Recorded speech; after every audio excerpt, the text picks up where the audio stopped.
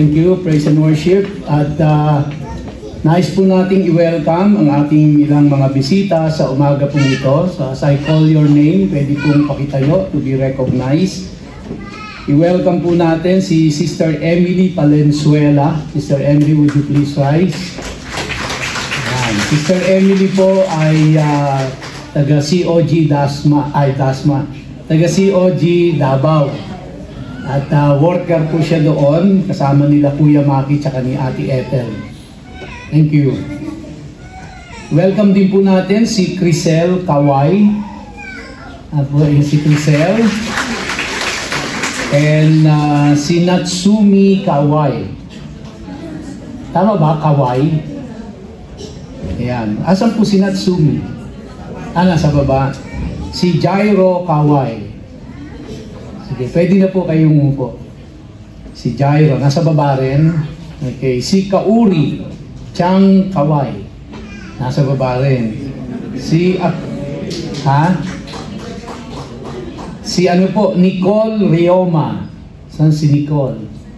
Ano to? Acacia Nicole. Nasa baba rin. Si Patricia Balesteros. Ayun, si Patricia, welcome po. And last but not the least, si June Recto Lapiguera. June, welcome. Okay, so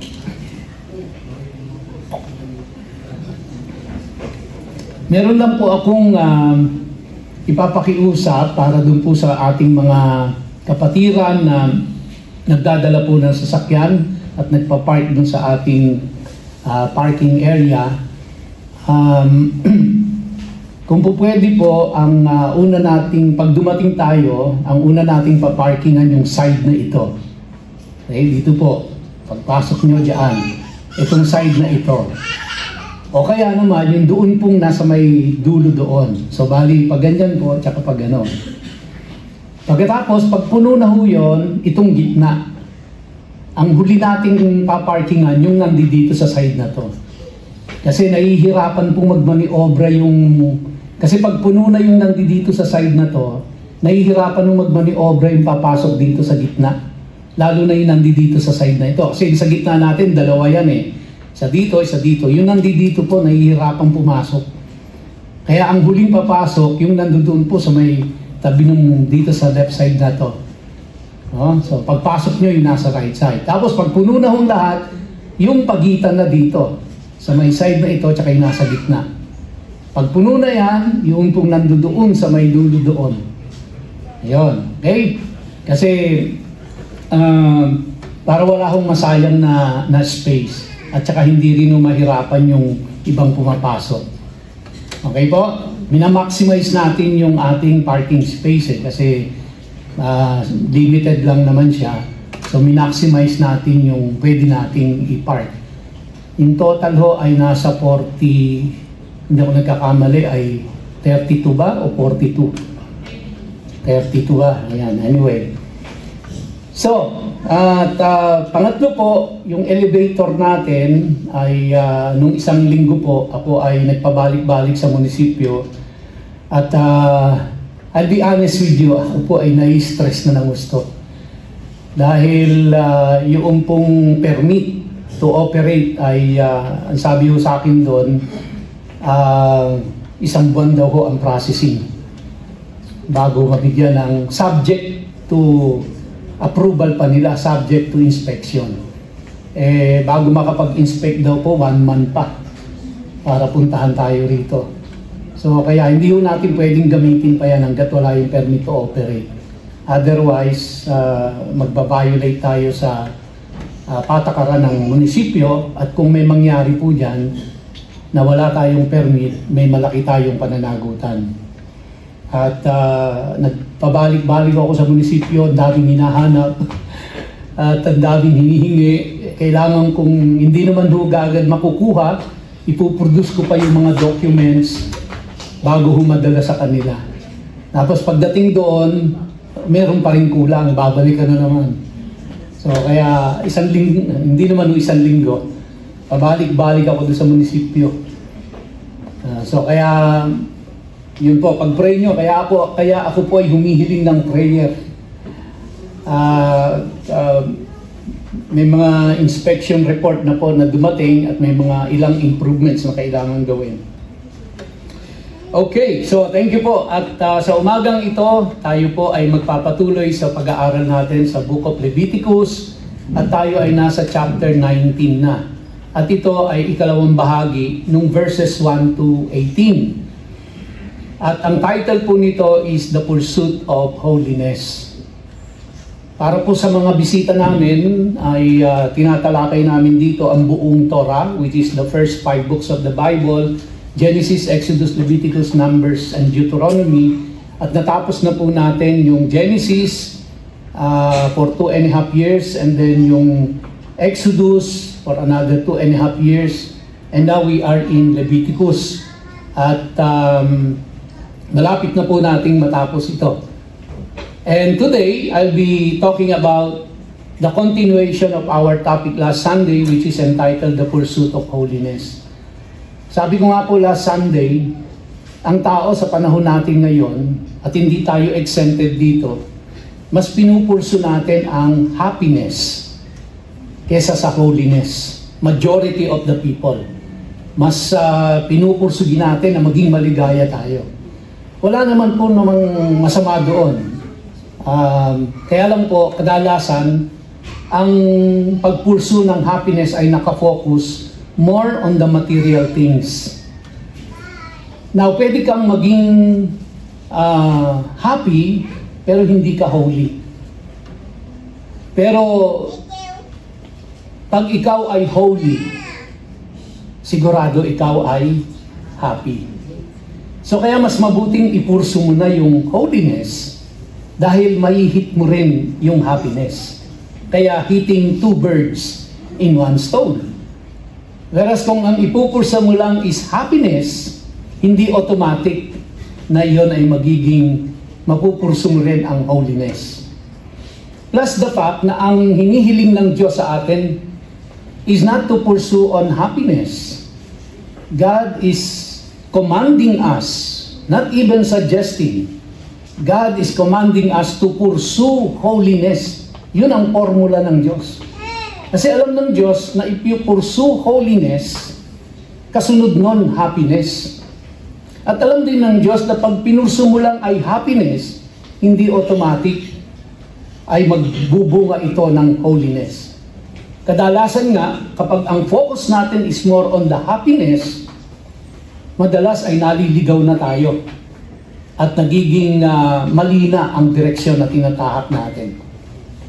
That's why the Lord is commanding us not to pursue happiness. He wants us to be happy, but in the right perspective. Hindi naman po KJ ang Panginoon eh. Hindi siya madamot.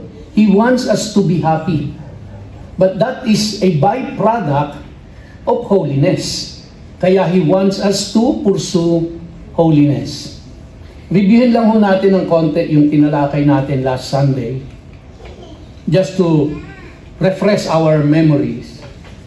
Ang una pong point na ating diniscuss is about the call to holiness. So we are all called by God, commanded by God to holiness. Sabi niya sa Leviticus 19 verse 2, ito yung kanyang panawagan din sa bayang Israel. You shall be holy, for I, the Lord your God, am holy. Ang sinabi nga po dyan, you shall. No? You shall. Kumbaga, wala kang option dyan, kundi dapat gawin yan. You shall be holy, for I, the Lord your God, am holy. And holiness is not abstract. Hindi siya mahirap unawain. It is very practical, and it can be measured. And the most important part of it, it is commanded. This is a divine calling. This is a divine command from the Lord. So doing otherwise is violating the very commandment of the Lord. Which means, if you don't heed to His commandment of pursuing holiness, then you are sinning against God. And as God's formula, If you obey, I will bless you. If you disobey, I will curse you. As simple as that. And God's people are called to reflect His character. Sabi ko nga last Sunday, para tayong salamin na pag tumingin yung tao, ang magre-reflect ay ang character ng Diyos. Mabigat, pero hindi imposible. It is doable. It is achievable. Kaya nga, it's practical, it's measurable, and again, as I have said, hindi iuutos ng Diyos yan kung hindi possible yan. At hindi niya iuutos yan na hindi niya tayo nakikilala kung hanggang saan ang kakayanan natin. Kaya naman, the command, be holy, is not optional. It is the believer's duty and at the same time, a privilege through God's grace. Kasi hindi naman ina-expect ng Diyos na ang lahat ng tao ay mag-re-reflect ng kanyang karakter. Ina-expect ng Diyos ang kanyang karakter ay mare-reflect lang ng kanyang mga anak. Kung hindi niya anak, kung hindi mananampalataya, hindi niya ina-expect na magre-reflect ang karakter ng Diyos sa kanila. Kaya nga, napaka-pribilehiyo po natin. Imagine, gamitin ka ng Diyos to reflect His character. Although, mabigat yung responsibilidad. Pero, napaka-privilege mo para gamitin ka ng Diyos to reflect His character. Pero ito po ay nangangailangan ng cooperation natin. Dahil hindi tayo pipilitin ng Diyos. Hindi tayo i-coerce ng Diyos para gawin yon. We need to cooperate with God. But it is possible, no? And ito po ay magagawa natin through the grace of God. And the holiness flows from the nature of God Himself, His separateness, purity, and moral perfection. So let's review a bit of what we have taken up last Sunday. The principles of holiness. Number one, holiness is a commanded responsibility. I have explained that already. Number two, holiness is a counter-cultural responsibility. Kaya ang sabi ng Diyos sa mga Israelita, huwag niyong gagayahin yung pinanggalingan yung bayan, which is Egypt, dahil sila ay makasalanan. Huwag niyong gagawin yung makasalanang gawin nila. At huwag niyo rin gagawin yung dadatnan yung mga tao doon sa Promised Land. Kaya ito yung pamantayan na susundin nyo. Hindi kayo makikisabay sa kultura nila. Hindi kayo makikisabay sa kanilang mga gawi. Meron kayong patakarang susundin at ito yung ibinigay ng Diyos na commandment while they were in the wilderness. So, ganun din po sa atin, mga kapatid. Hindi tayo makikisang-ayon sa makasalanang kultura ng sanlibutan ito. Hindi naman po lahat ng kultura masama. Hindi naman lahat ng tradisyon masama. Pero kung ang kultura at tradisyon ay sumasalungat na sa ipinag-uutos ng Diyos, hindi na natin ito dapat sabayan kahit nag-iisa na lang tayo. Pangatlo po, holiness is a communal responsibility. Bilang katawan ni Kristo, may pananagutan po tayo sa bawat isa. Hindi po natin pwedeng isa walang bahala kung ang kapatid natin ay nakikita natin siya ay nagkakasala o namumuhay sa kasalanan. Meron po tayong responsibilidad sa bawat isa. May pananagutan tayo sa bawat isa. Hindi tayo pwedeng magbingi-bingihan, magbulag-bulagan kung nakikita na natin na ang ating pong kapatid sa Panginoon ay nagkakasala na sa Diyos. Kailangan po nating punahin, kailangan nating sitahin, kailangan nating pagsabihan, kailangan nating itama. Pang-apat, holiness is a comprehensive responsibility, which means ang pagiging pamumuhay sa kabanalan ay hindi lamang po sa loob ng simbahan pag-araw ng linggo. Ang pamumuhay sa kabanalan ay magmumula sa ating tahanan, sa ating pong eskwelahan, sa ating opisina, sa ating negosyo, sa ating community, sa ating bansa. Holiness is a comprehensive responsibility, which means all aspects of life ay dapat po ay nababalutan ng kabanalan. And ito rin po ay isa sa mahalagang tinalakay natin last Sunday, the practice of holiness. No? So we have seen the principles of holiness. Now we look at the practice of holiness. At ang una nating tinalakay doon sa pinaka-framework ng practice of holiness is the love for God. At napakahalaga po na binigyan natin ng emphasis dyan, yung revere your parents o yung paggalang sa iyong mga magulang. Binigyan din po natin yung pag-honor sa mga magulang, no? Kahit na po tayo ay may mga sarili ng pamilya, may asawa at mga anak na, hindi po ito nagbibigay ng lisensya sa atin para lapastanganin natin ang mga magulang natin kahit matatanda na sila. Kahit sila po ay uugod-ugod na, malabo na ang mga mata, mahina na ang mga tuhod, sila ay bingi na, hindi po yan na lisensya para sa atin na sila ay lapas-lapas tanganin na lang natin. We have to revere our parents. No? Wag ho natin silang dudulutan ng dalamhati at bighati sa kanilang puso, lalo na sa panahon ng kanilang katandaan. Kaya't mga anak, igalang at irespeto. Dahil yan, bakit nandoon siya sa love for God? Kasi po yung mga magulang ay ang inilagay na authority ng Diyos sa loob ng tahanan.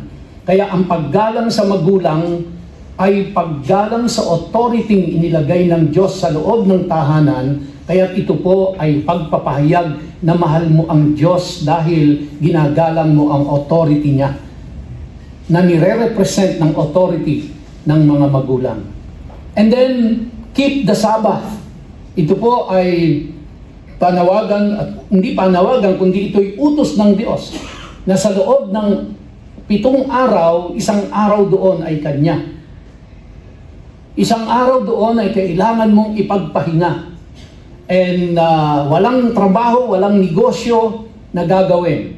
Now, strictly speaking, if we will follow the Jewish calendar, yan po ay araw ng Sabado.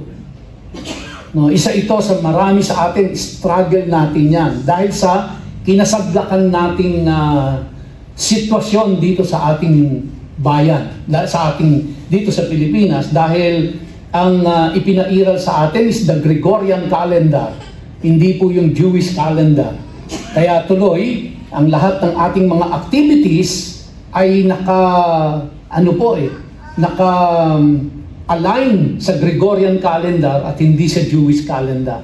Pero kung strictly speaking, yan po ay araw ng Sabado. No? Araw ng Sabado po, wala dapat trabaho, walang eskwela, walang negosyo, magpapahinga ka lang sa bahay. No? Kaya maliban sumamba ng Sunday, hindi po. No? Walang mali sa pagsamba ng Sunday, pero dapat ang Saturday talaga ipinagpapahinga. Okay? Well, kung paano natin re-resolbahin yan, marami pa pong mga struggles diyan. Pero gusto nating sundin. Naintindihan naman ng Diyos kung ano ang dahilan bakit hindi natin magawa-gawa yan. Beyond our control, yung ibang bagay po. And then resist idolatry. Hindi lang po ito yung mga Diyos-Diyosa na ribulto, kundi sa ating buhay ay meron tayong mga ina-idolize. And we have to resist that. Pang-apat, respect God's rules in worship and generosity. Nung sa kanilang pong time, di ba, naghahandog po sila nung kanilang tinatawag nilang peace offering.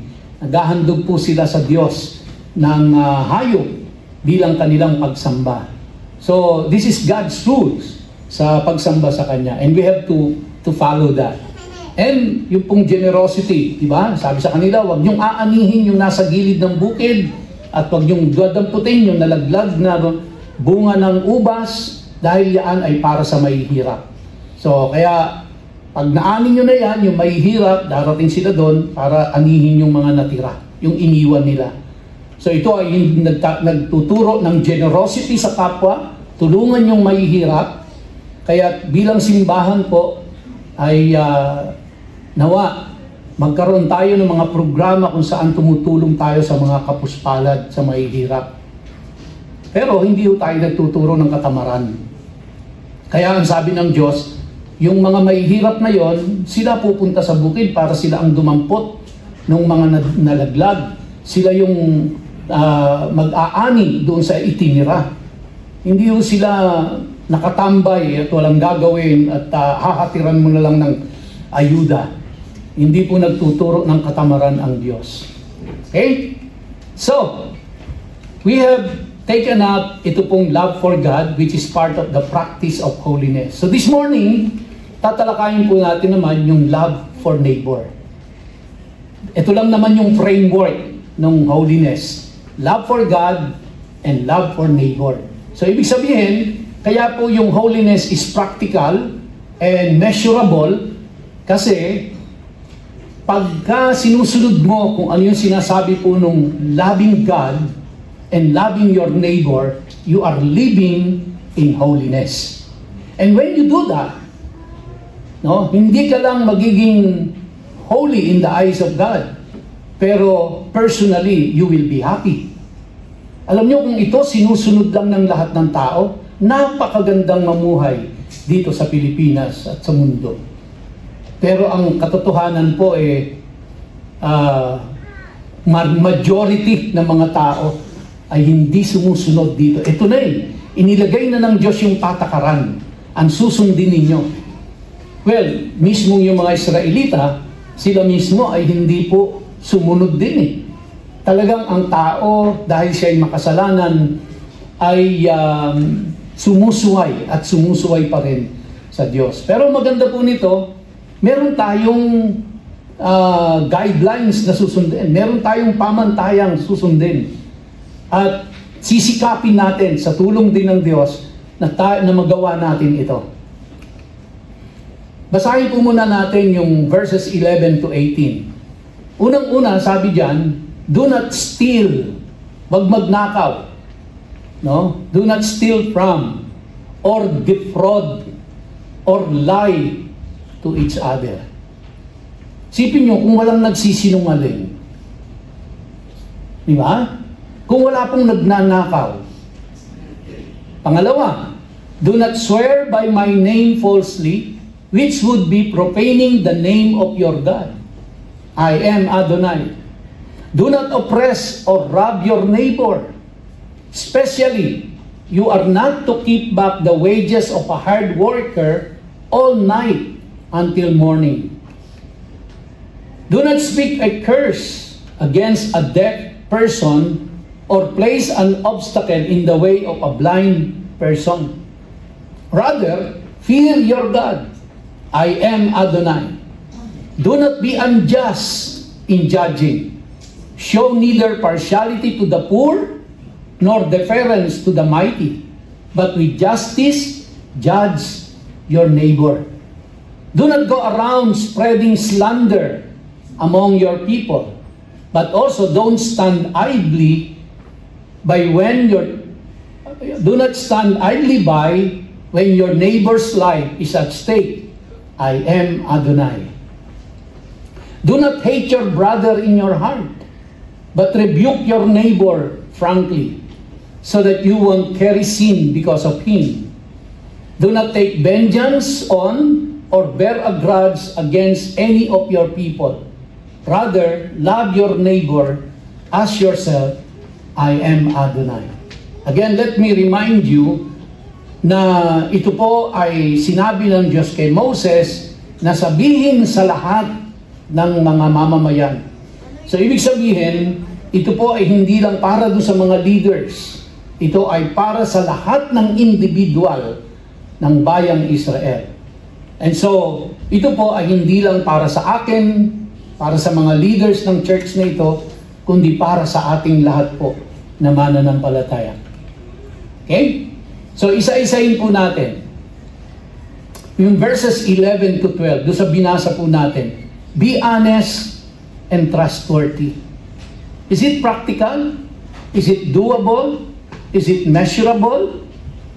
Ito ang utos ng Diyos. Be honest. Sabi nga po sa Ephesians 4:25, putting away lying, let each one of you speak truth with his neighbor. Imagine niyo po kung walang sinungaling sa mundong ito. Di ba?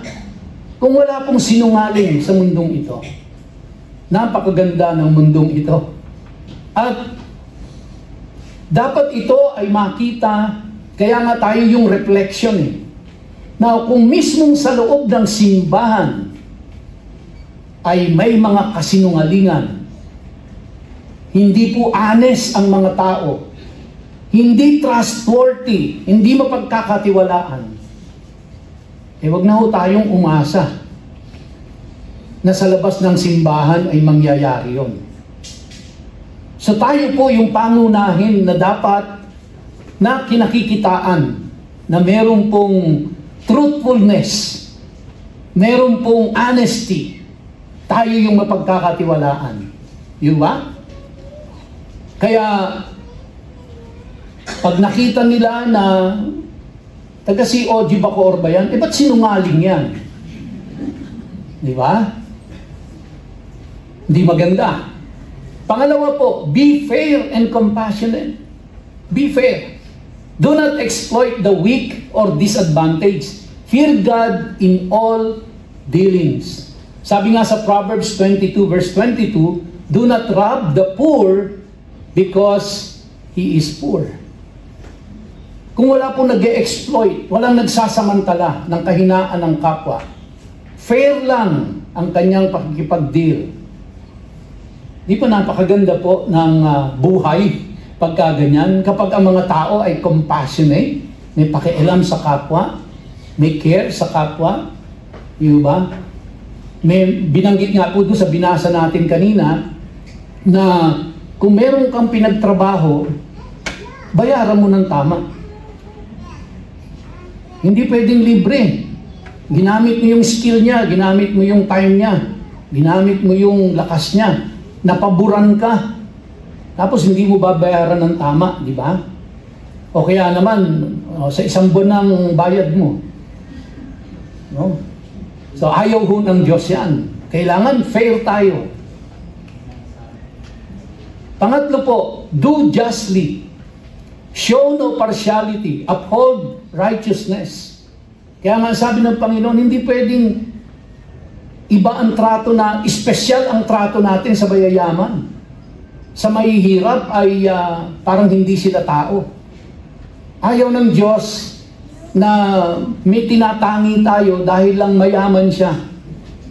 Yung isa mahirap. Yung isa ang ganda ng damit. Yung isa gusgusin. Ayaw ng Diyos na tayo po ay nagtatangi ng ganoon. Na napaka-special ng treatment natin dahil siya ay mayaman. Pero yung mahirap, wala tayong pakialam. No? Doon sa binasa po natin. Sa Micah chapter 6 verse 8, ang sabi diyan, He has shown you, O man, what is good, to do justly, to love mercy, and to walk humbly with your God. Pang-apat po, sabi diyan, be constructive, not destructive, sa verses 17 and 18. Love means correction and reconciliation, not hatred or vengeance. This culminates in the golden rule.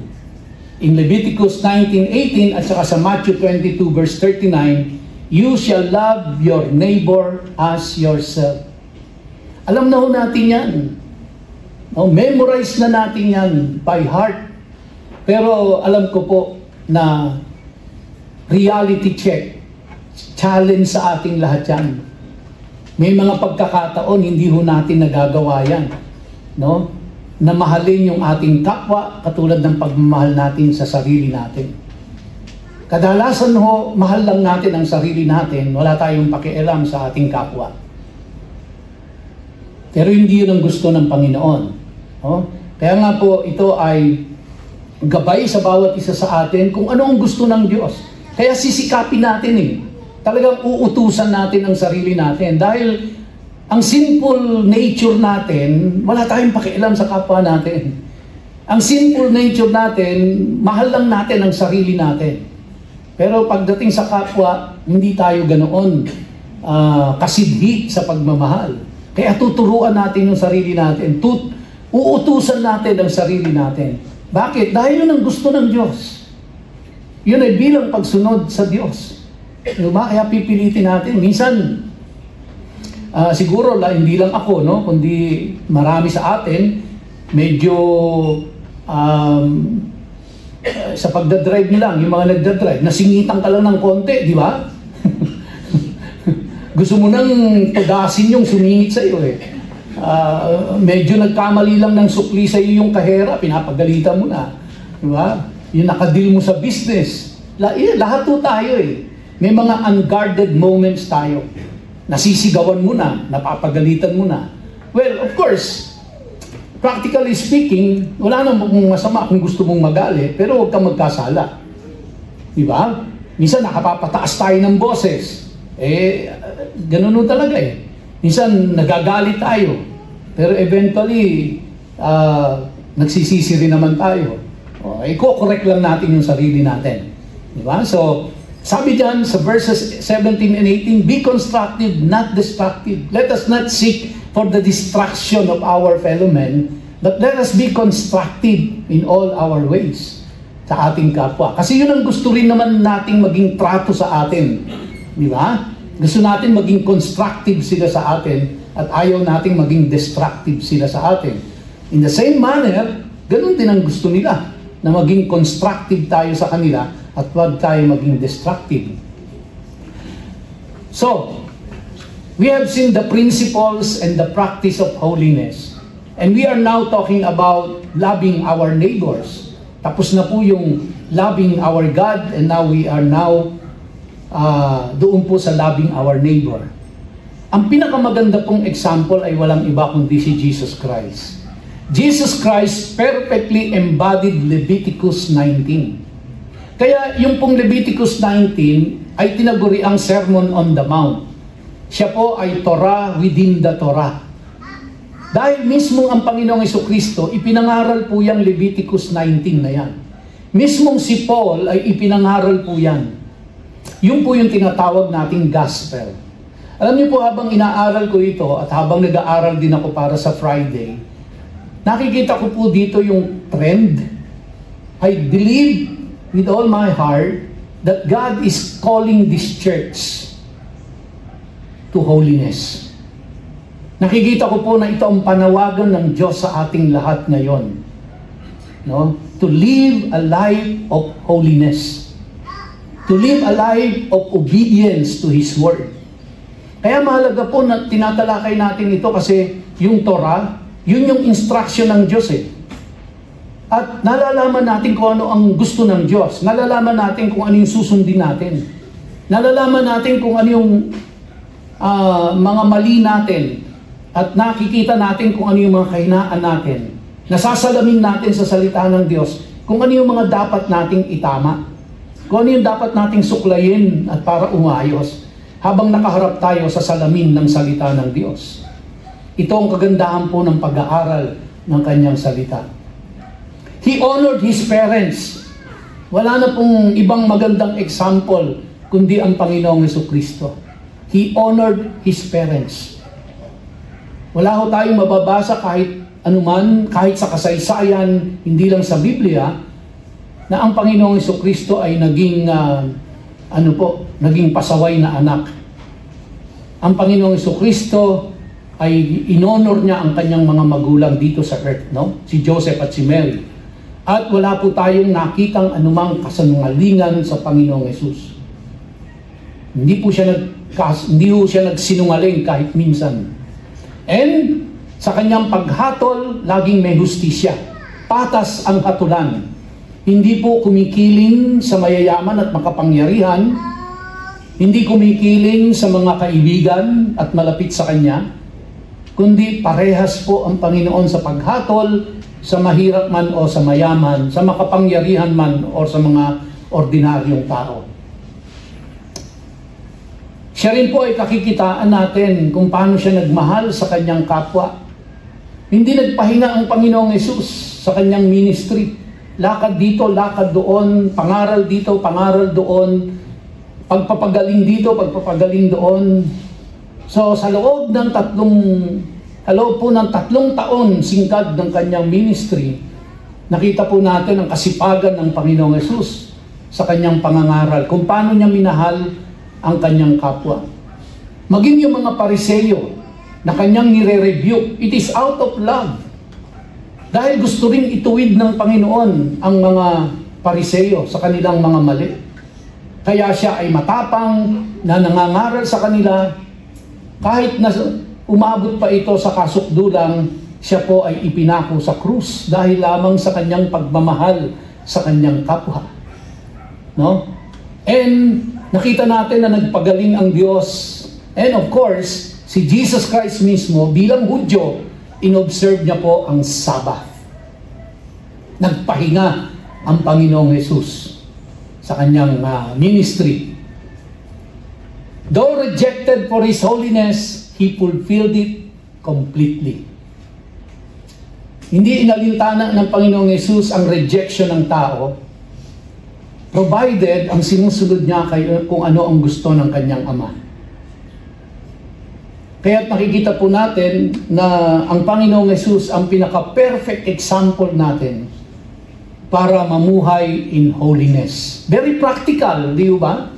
Very practical. So, kaya masasabi po natin na kapag ikaw na anak ay ino-honor mo ang mga magulang mo, hindi mo sila dinudulutan ng kapighatian at dalamhati sa kanilang puso, hindi mo sila nilalapastangan, you are living a holy life. By the way, hindi lang po yung magulang mo, pati yung biyenan mo. Okay?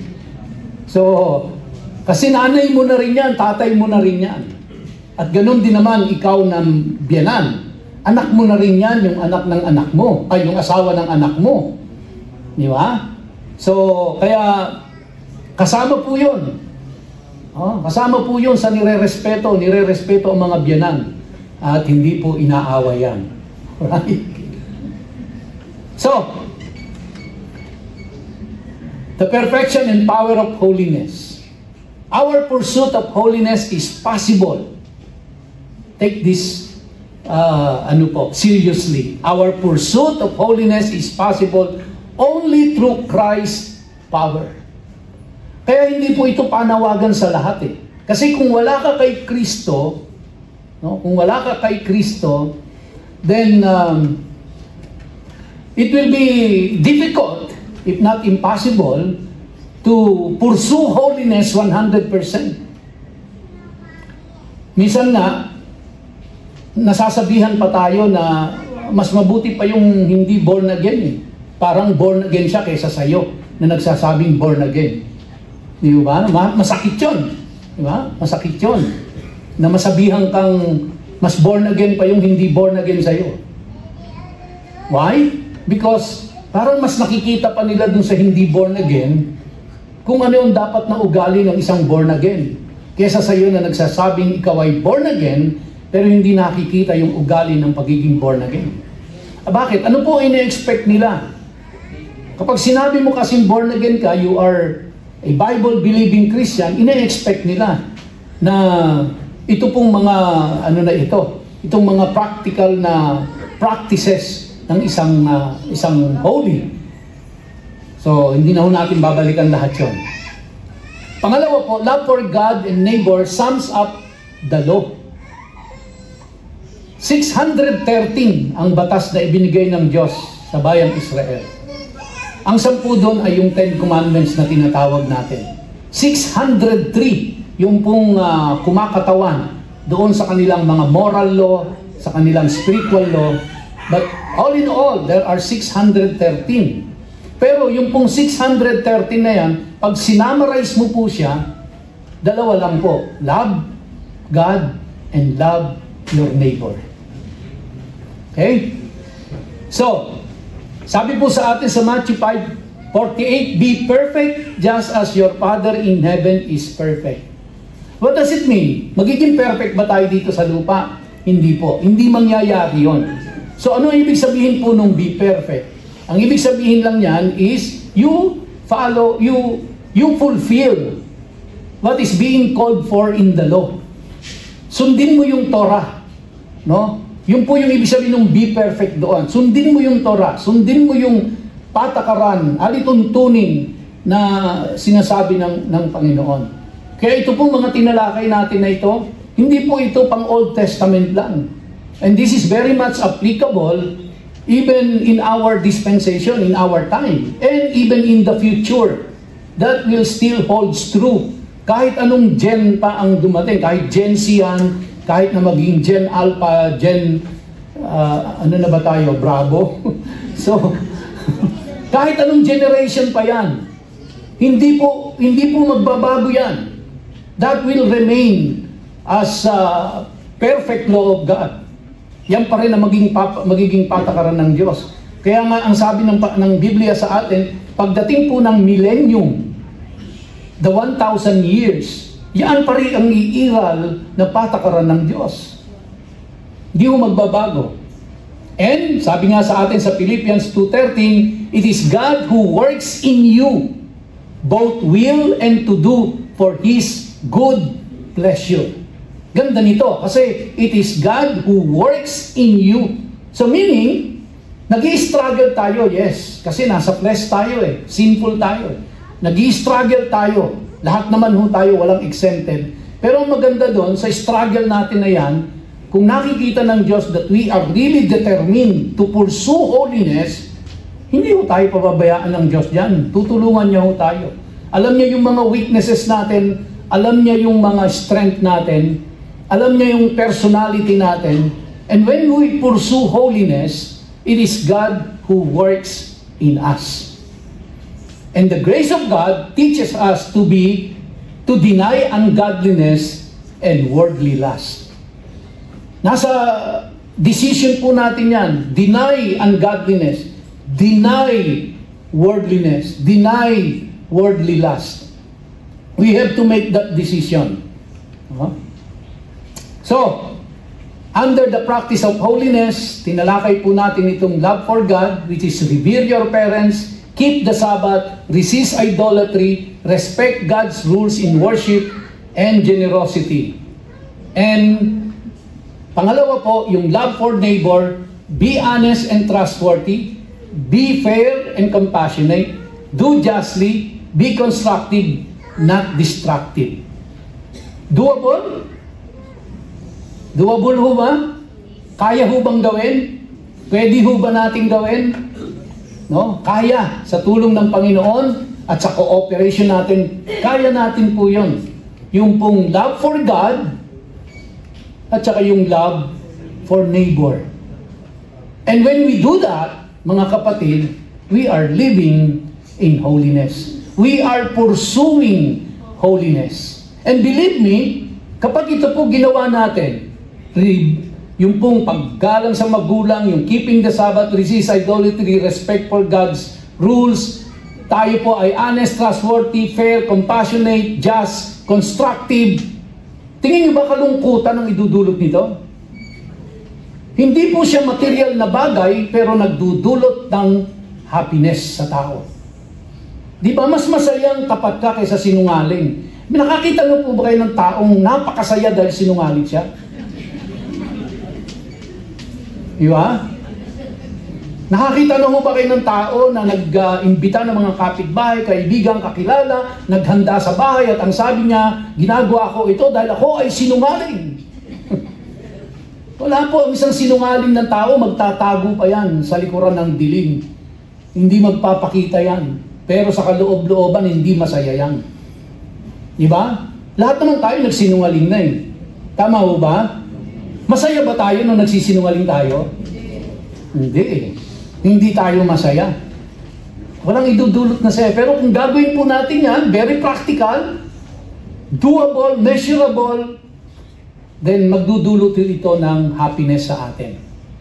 Amen? So, ito po yung tinalakay natin sa chapter 19, verses 1 to 18. The call to holiness. Lahat po tayo, we are being called to live a holy life. No exemption. Pangalawa, nakita po natin yung principles of holiness. Pangatlo, nakita natin yung practice of holiness, which is very doable po. One is love for God and love for neighbor. And then, the perfection and power of holiness as shown as an example by the Lord Jesus Christ Himself. So, here are my summary statement. Holiness is the visible reflection of God's nature in His people. In His people, no? Holiness is the visible reflection of God's nature. Kaya kapag ginagawa po natin yung loving God and loving our neighbor, yun po ay visible reflection ng nature ng Diyos. Wow! Diba? Kaya sabi sa Hebrews 12:14, pursue peace with all people and holiness without which no one will see the Lord. Pangalawa po, in our summary statement, it is commanded by God. The pursuit for holiness, it is commanded by God, empowered by grace, kaya doable siya, expressed in love, and perfected in Christ. Pangatlo, those who have been saved. Sino po ang saved dito? Taas ang kamay. Ayun, salamat sa tatlo. Sabi po dyan, those who have been saved are called to live distinctly. Talaga pong magiging kakaiba ka. No? Magiging kakaiba ka. To live distinctly. Loving God wholeheartedly and loving their neighbors selflessly.